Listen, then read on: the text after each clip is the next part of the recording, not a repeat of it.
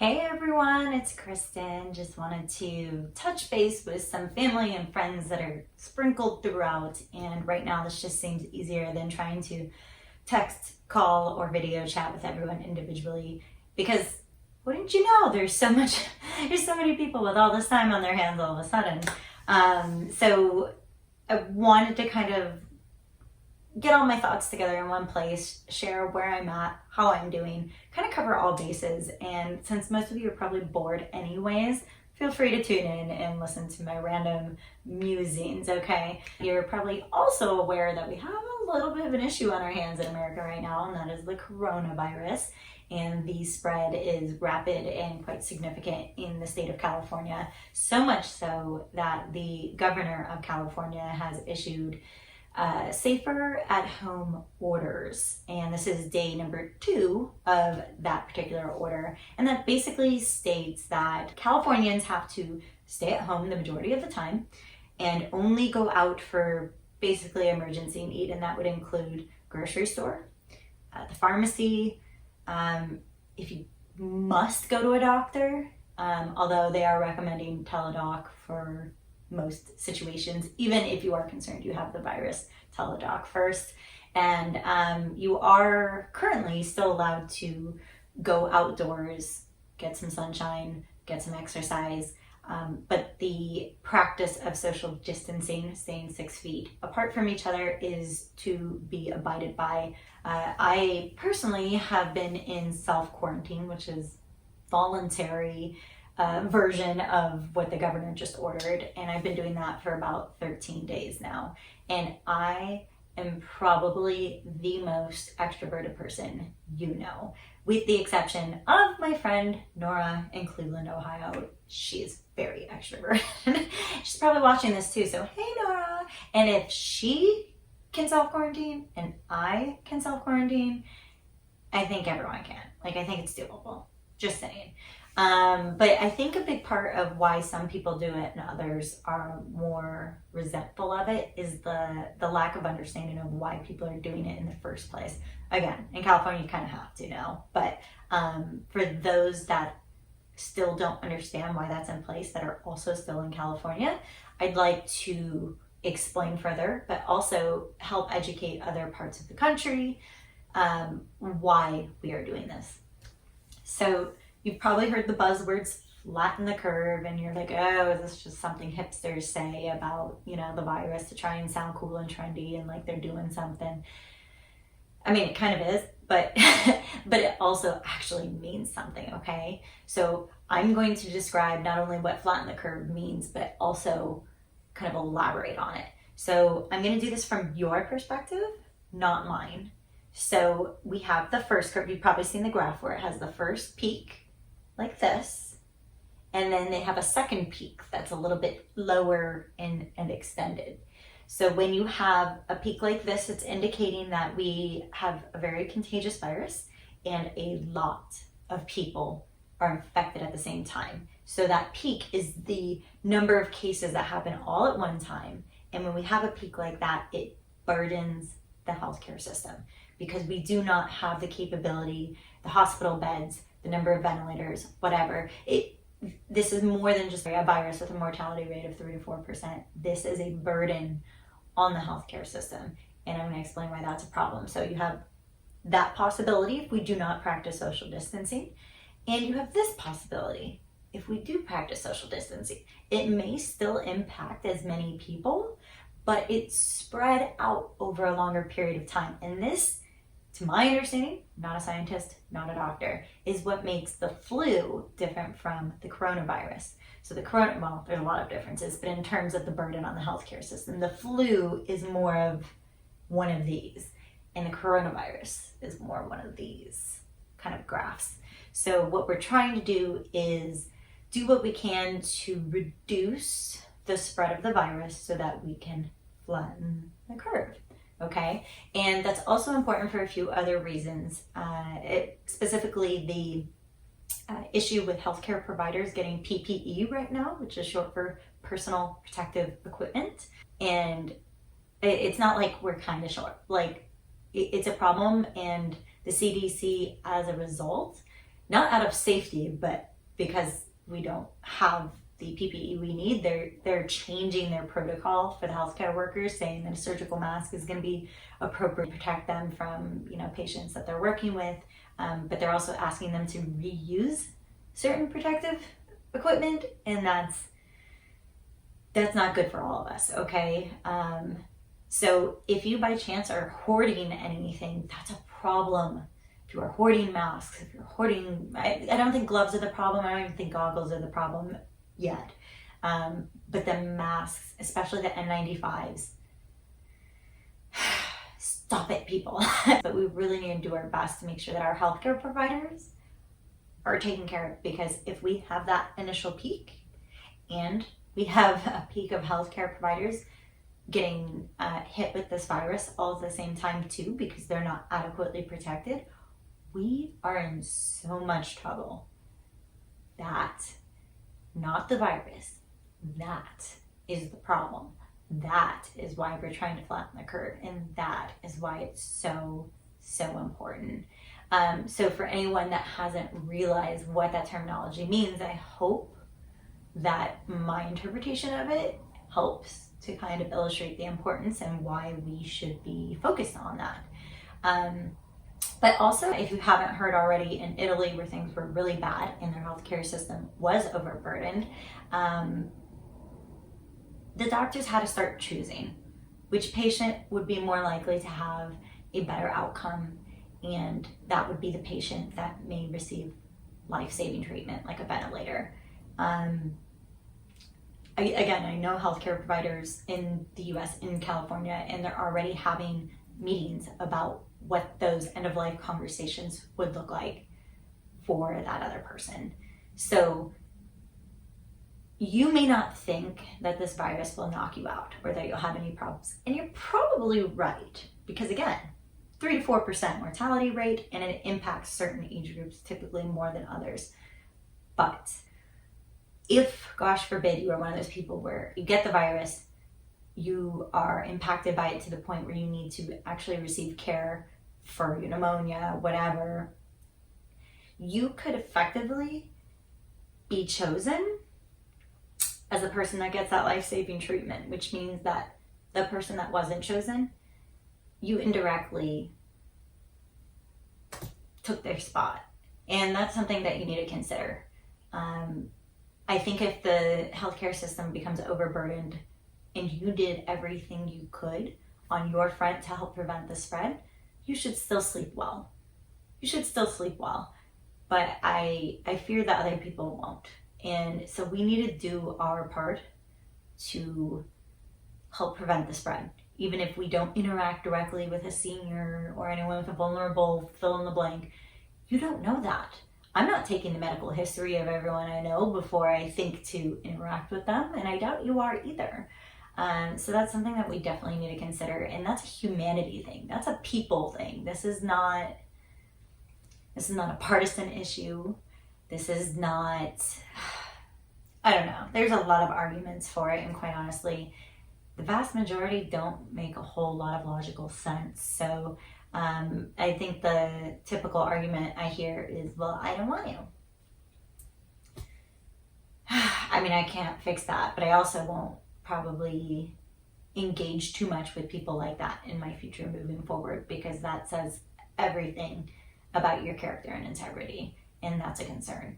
It's a concern for me, but I only keep good people in my life because I only take in what I give out, and I only deal with equals personally. So, but that's just me. Sorry, had to be said, and that's the nicest way I could put it. So hopefully that makes more sense to some of you. And don't forget, like, day one, start doing the things right today, and don't worry about the past. Just start doing the right thing now. Don't just be like, well, it doesn't matter at this point. It matters. It still matters, because we are between 1 and 3 weeks away in the state of California from probably the biggest outbreak, the height of that graph, if you will. So there's still time. Let's just do what we can here. I think being kind to others is another thing that I kind of want to take this time to talk about. Even if you don't agree with other people. I've been very frustrated for a very long time because I've seen a lot of what can only be described as selfishness displayed by people. It's unfortunate. It's really unfortunate because I remember times in history where we came together as Americans and we did the right thing, and we took care of each other and we worried about each other. And there's a lot of people still doing that, but I'm blown away by how brazen some people are about not doing those things, and how it's all about me, and I'm just shocked, and I'm disheartened. And someone I know said something that made a lot of sense, and he's probably watching this too. So my friend Jesus, he said, it's always the troublemakers, if you will, that make the most noise. And so it's easy to notice those people, but then there's people just doing the right thing quietly. And I guess I'm an example of that, where this is the first thing I'm posting about the coronavirus in the whole time. And I've been doing the right thing this whole time.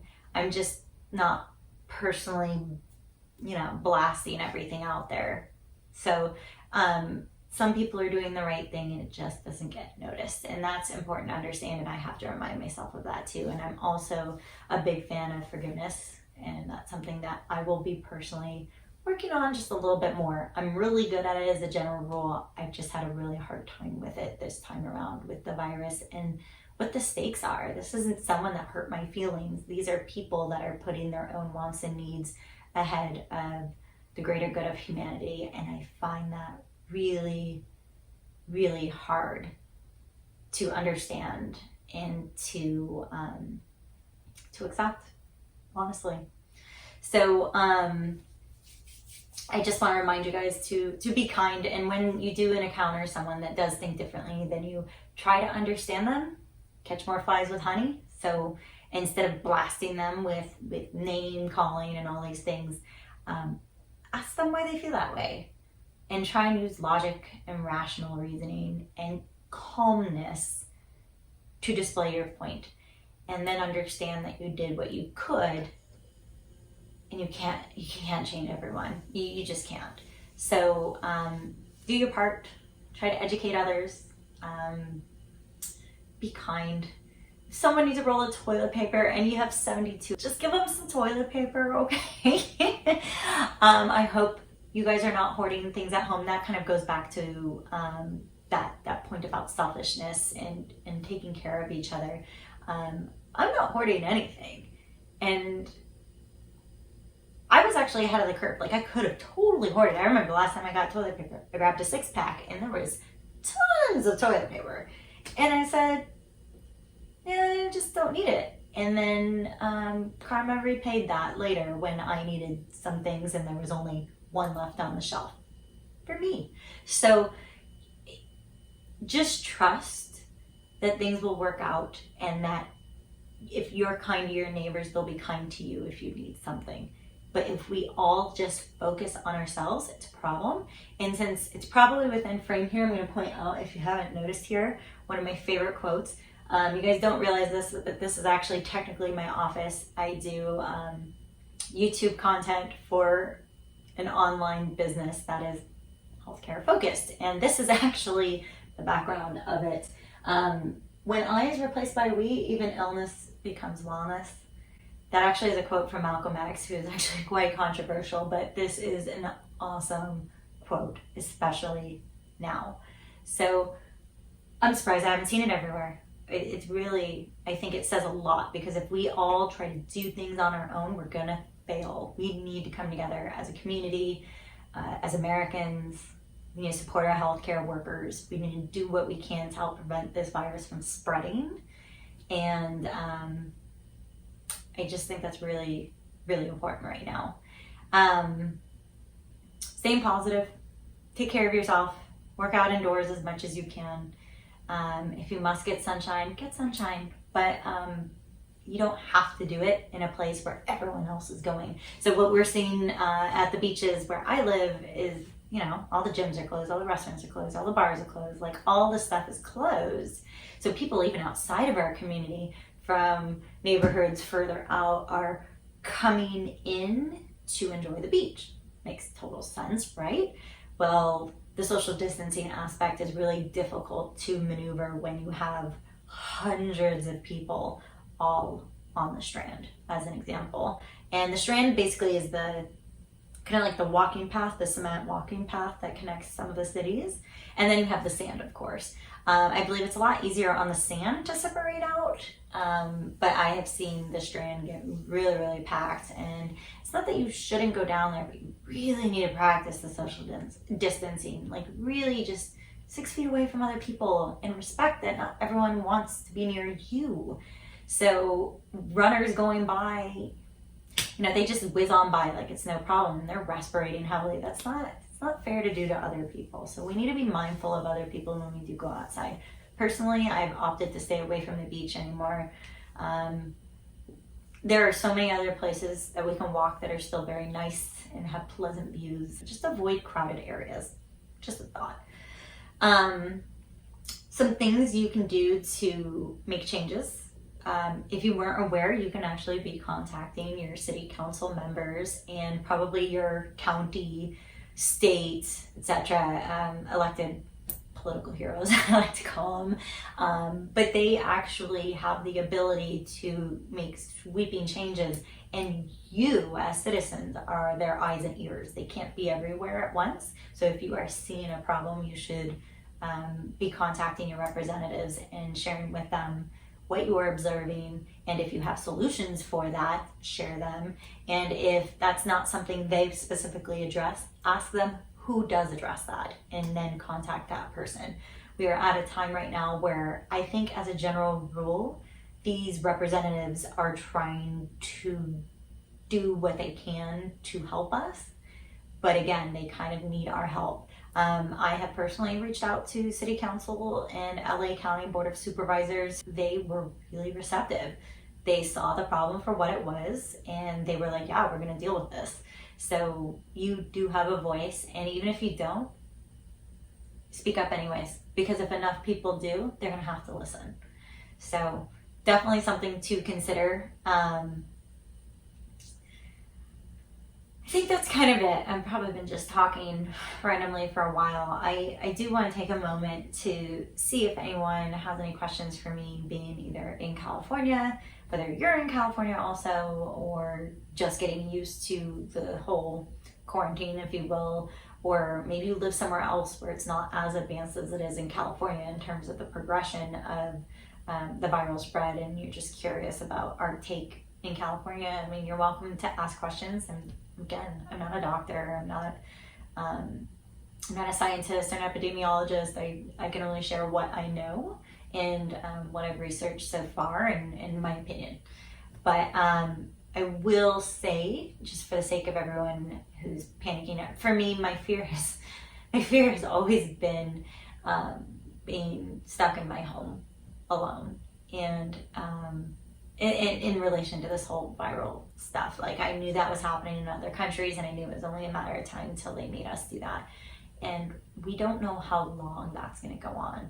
So if you're also extroverted like me, and even if you're not, maybe you're an introvert, but you still require hugs. Like, I haven't had a hug in so long. I just miss hugs. I mean, we all have things that we need as human beings, because we're social creatures. Even if you don't feel social, you're social.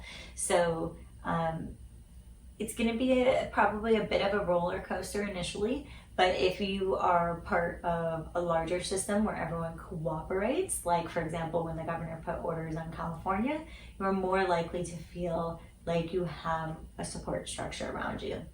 When I first started, there were very few people doing the self-quarantine that I was aware of, so it kind of felt like I was in my own world, just doing my own thing, and it was hard. It was a struggle, because you saw other people out there living their best life like nothing was going to happen, and there actually still are people doing that right now, which again, I can't stop them. I can only offer an alternative perspective, try and educate, and that's what I hope to do with this video, and hopefully it means something to someone. And at the very least, it's just nice to see a video of someone you know, and I get that. But I highly recommend utilizing all the amazing technology that we have, video chat.